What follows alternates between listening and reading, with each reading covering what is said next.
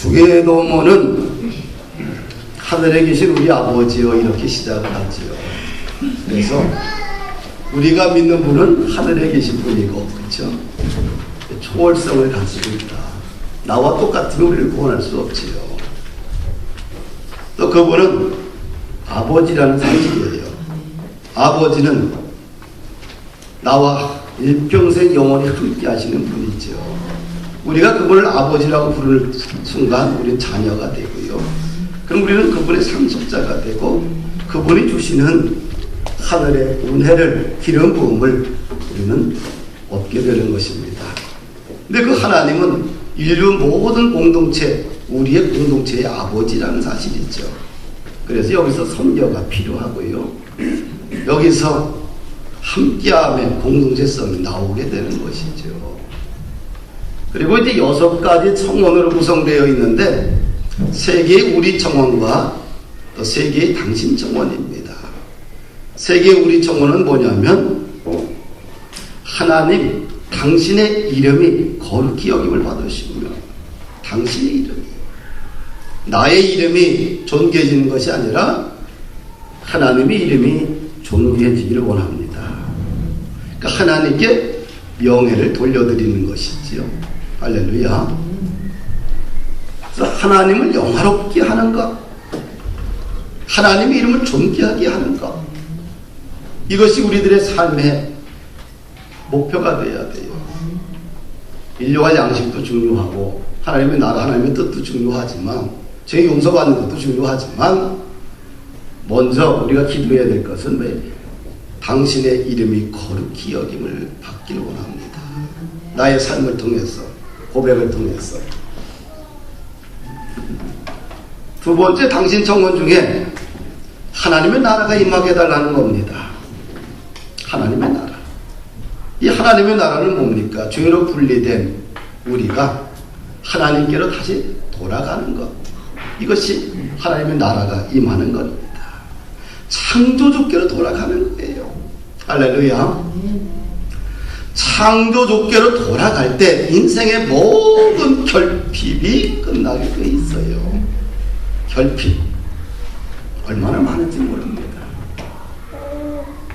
그 결핍은 창조주 하나님께로 돌아갈 때에 그 결핍이 해결된다. 할렐루야.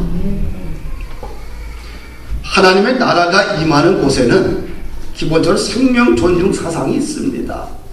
인권을 중요하게 여기지요. 약자의 권리를 소중하게 여기지요.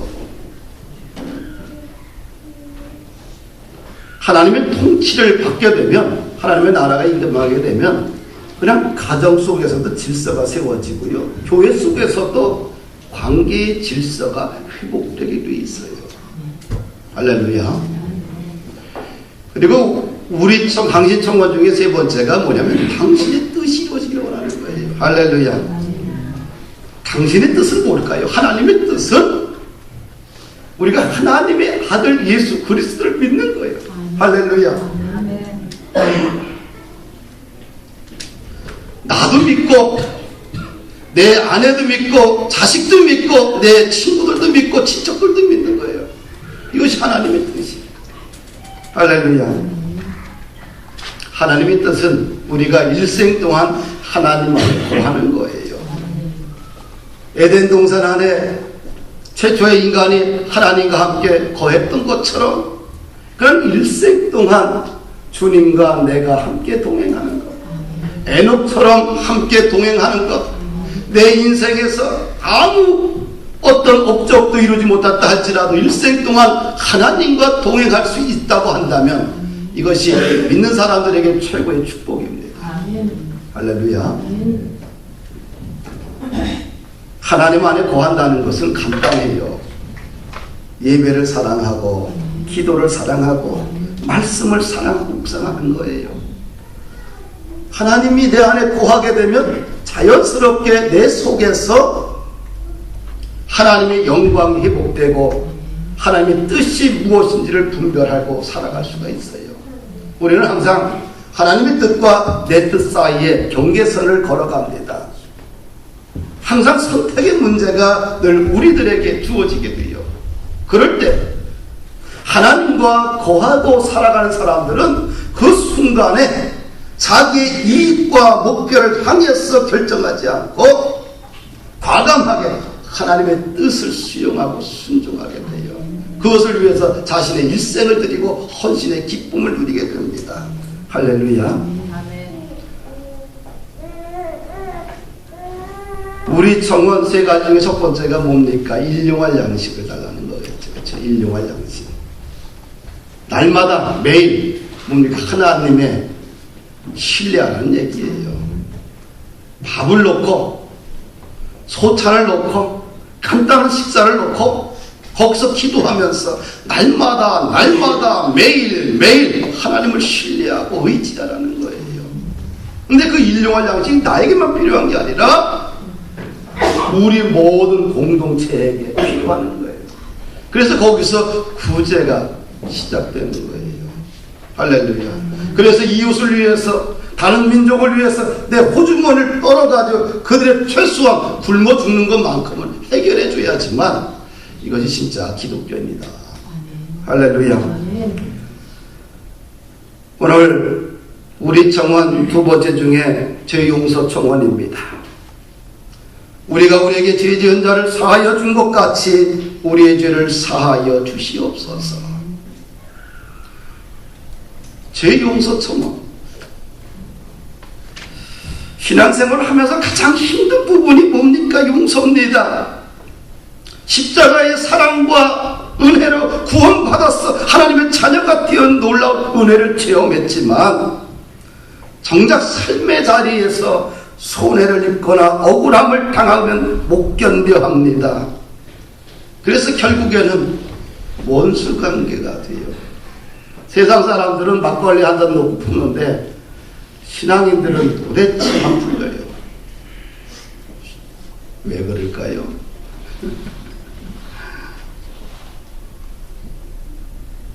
그럼 못 견뎌 해요.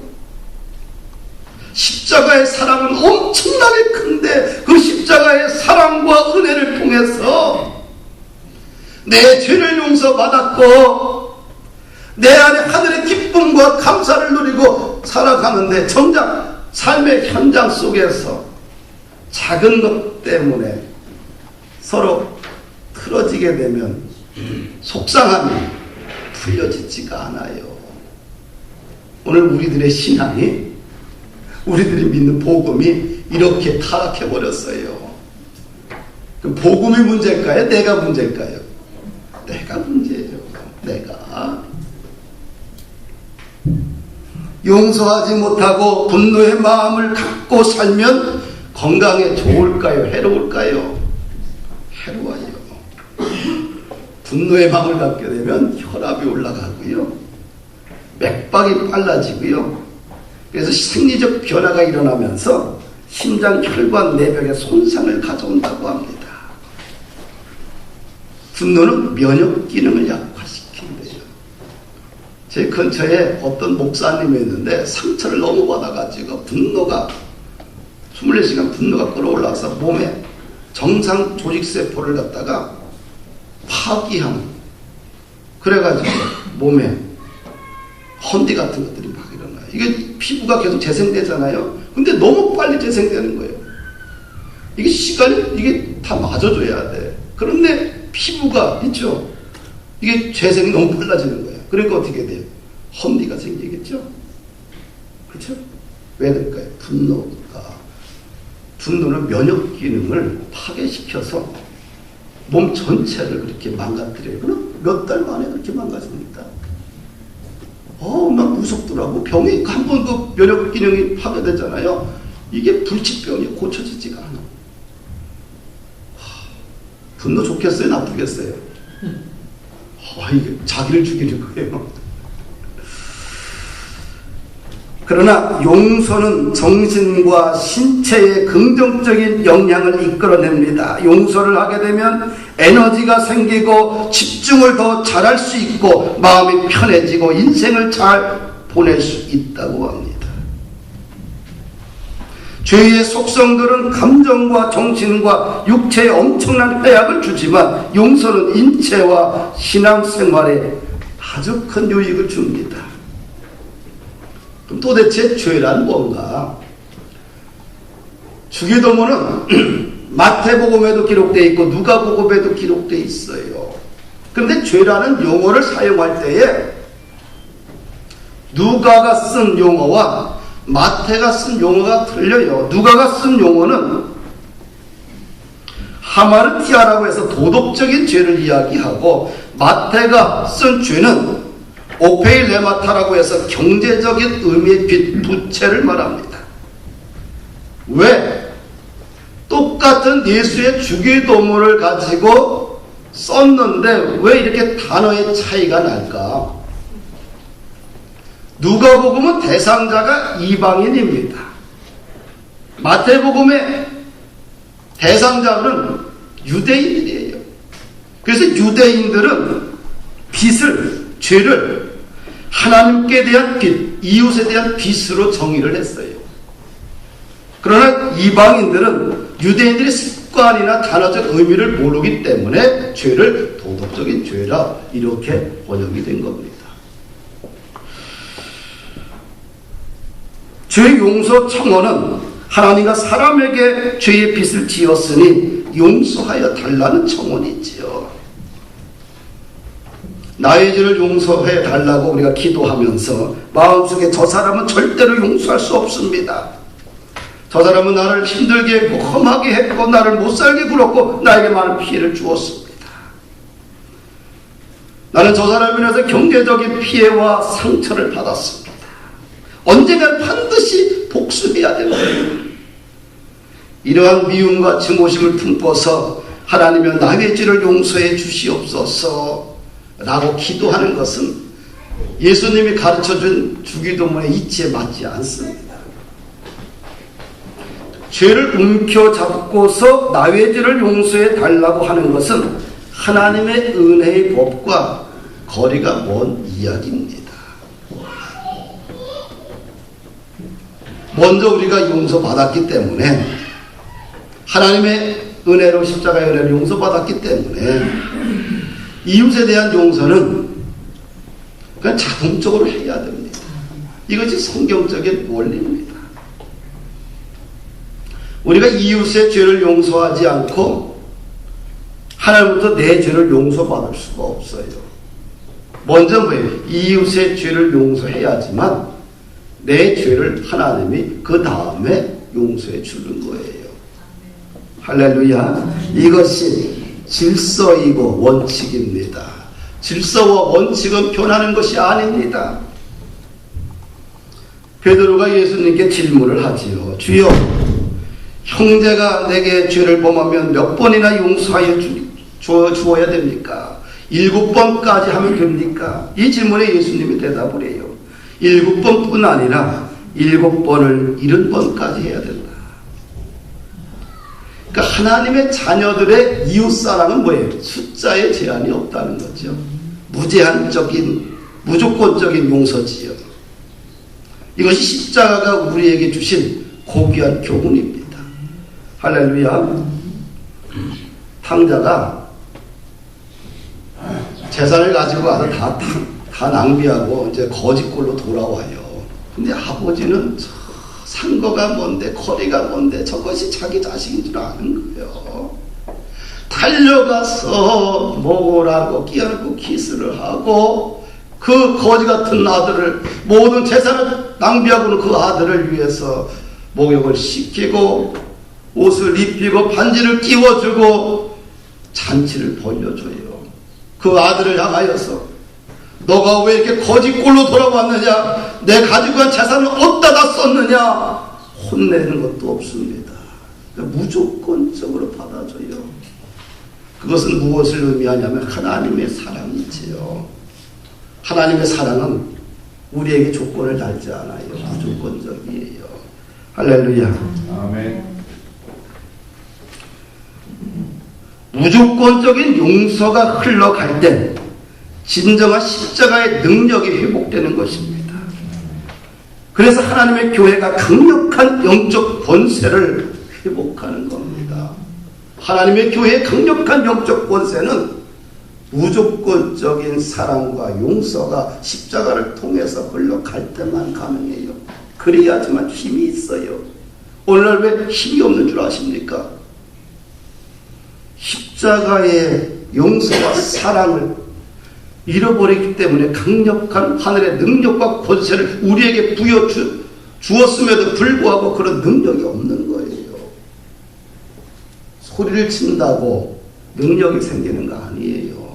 소리를 친다고 하늘문이 열리고 그런 게 아니에요. 그렇죠? 막혀있는 관계를 십자가의 사랑과 용서라는 피를 가지고 그걸 해결을 해야 돼요. 그래야지만 하늘의 권세와 능력이 회복되는 겁니다. 할렐루야. 마태복음 18장에 보면 1만 달란트 빚진 자가 있어요. 그 사람은 빚을 갚을 수가 없어요. 잡아서 오게 가두려고 하니까 봐달라고 그래요. 그래서 불쌍히 여기에서 임금이 왕이 모든 돈을 다 탕감해줘요. 1만 달란트입니다. 엄청나게 큰 돈이지요. 근데 이 친구가 바깥에 나가서 자기의 모든 빚을 탕감받고 바깥에 나가서 용서받았는데 자기에게 100달러 빚을 진 사람이 있어요. 100일치 노동자의 임금입니다. 얼마 안 돼요. 그 사람의 목을 끌고 빚을 갚으라고 그래요. 조금만 봐달라, 내가 갚겠다. 애원해도 듣지 않고 그걸 갖다 감옥에 집어넣습니다. 왕은 이 못된 1만 달란트 용서받은 그 종을 빚을 다 갚을 때까지 감옥에 쳐놓습니다. 이 비유의 초점은 뭡니까? 우리는 1만 달란트 빚진 자라는 거예요. 그 빚을 탕감받았다는 거예요. 너는 십자가를 통해 하나님을 통하여서 예수님을 통하여서 1만 달란트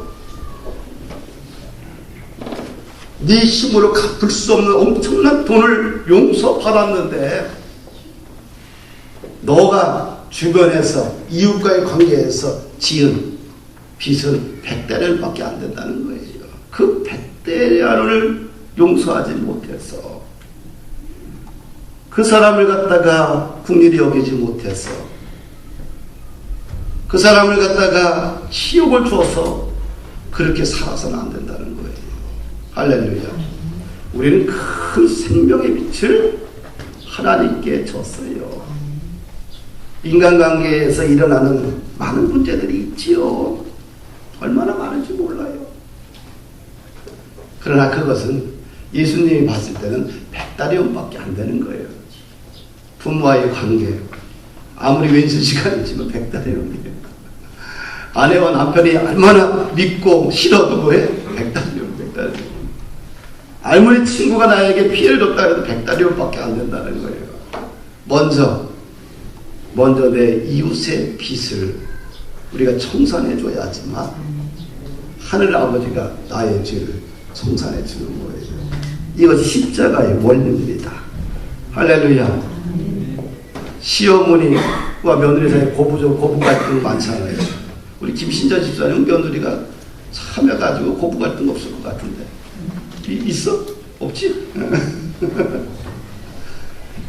며느리와 시어머니 사이에 고부 갈등이 많아도 이것이 뭐예요? 100달러밖에 안 되는 거예요. 할렐루야. 마태복음 18장 35절에 보니까 너희가 각각 마음으로부터 형제를 용서하지 아니하면 나의 하늘 아버지께서도 너희에게 이와 같이 하시리라. 용서하는 것이 십자가의 원리입니다. 할렐루야.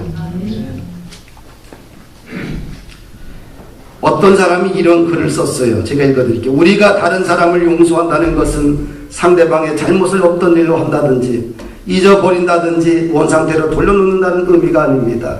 분명히 손해가 있고 상처가 있고 아픔이 있더라도 그럼에도 불구하고 더 이상 상대방을 그 실수와 아픔과 원한에 묶어놓지 않고 해방시켜주는 것을 의미합니다. 그리고 우리 자신도 그것으로부터 자유케 해주는 것을 의미합니다. 우리는 우리의 상한 감정과 아픔과 선입견에 상대방을 묶어놓습니다. 또한 우리 자신 역시 다른 사람에게 묶여 있습니다. 그리고 마음에 담을 쌓습니다. 이것은 결국 하나님의 용서를 거절하는 행위입니다. 진정한 의미에서 하나님의 용서는 그러한 모든 것들로부터 우리를 해방시키는 것입니다. 용서한 대상을 공동체 이론으로 받아들이는 것입니다. 용서는 우리와 적대관계에 있는 이웃을 소외시키고 따돌리는 것이 아니라 허무는 작업입니다. 나의 죄는 용서받고 싶고 다른 사람의 죄는 용서하기 싫은 것이 우리들의 심령인데, 마음 상태인데, 이것을 가지고 분열증이라고 그래요. 우리는 분열증과 싸워서 이겨야 돼요. 할렐루야. 아멘.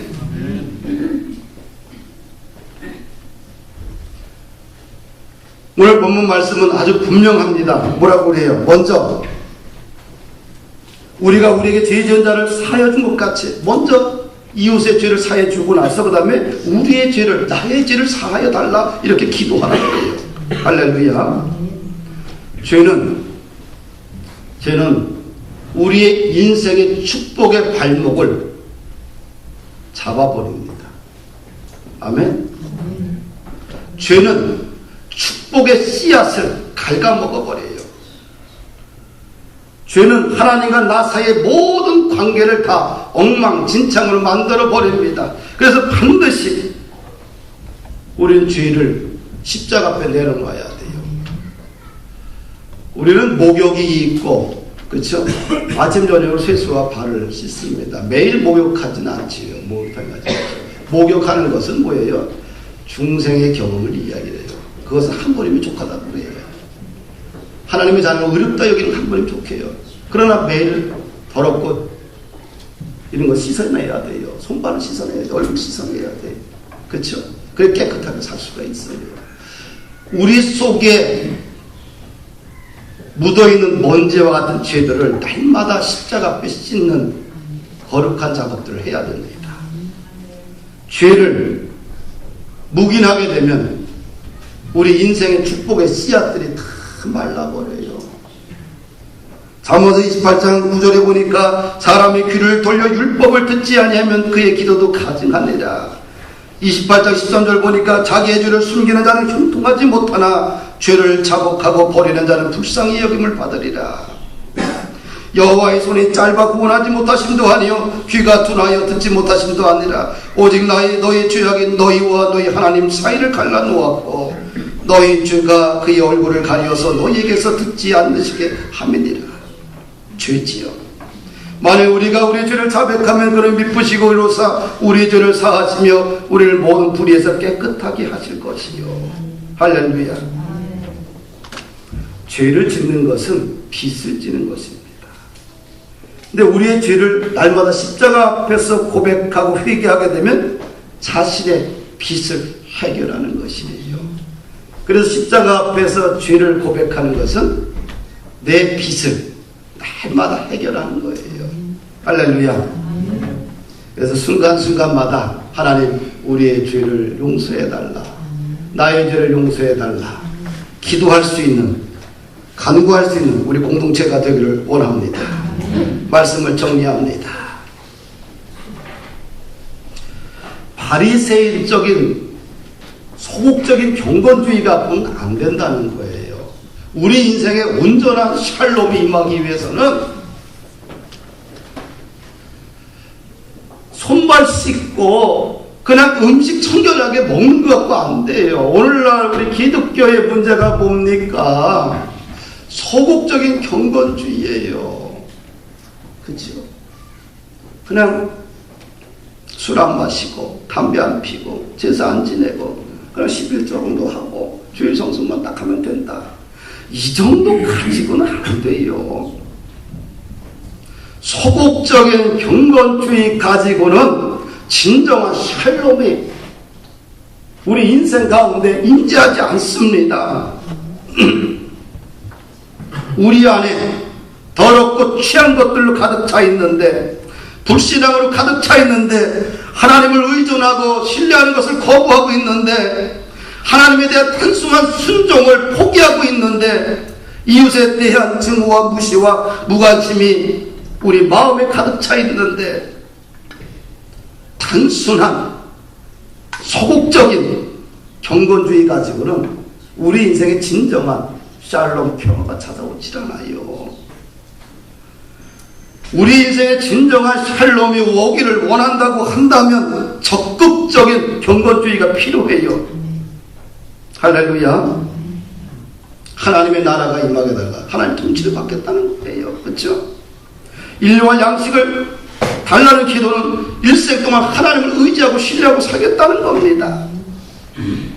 우리의 죄를, 이웃의 죄를 용서해 달라고 하는 것은 적극적인 제자도로서 살겠다는 고백입니다. 삶의 자리 속에서 이제는 적극적인 경건성을 이제는 훈련하고 십자가를 통해서 내려놓을 때 우리 인생 가운데 온전한 샬롬 평화가 찾아오게 되는 거예요. 소극적으로 신앙생활하기 때문에, 소극적인 신앙생활하기 때문에 변화가 없는 거예요. 늘 머뭇거리는 신앙생활이에요.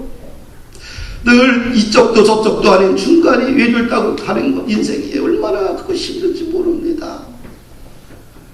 외줄 타는 인생들, 이것도 저것도 아닌 중간을 달려가는 사람들에게는 마음의 불안밖에 없어요. 분열증밖에 없어요. 그냥 나는 여호와니라, 나는 만군의 여호와니라, 나는 구원자니라, 그 하나님께 내 인생을 딱 고정시켜서 살면, 적극적으로 신앙생활을 하게 되면 우리 인생의 전 삶의 일터 속에, 삶의 자리에 진정한 샬롬의 축복이 임합니다. 그런 우리 공동체가 되기를 주의 이름으로 축복합니다.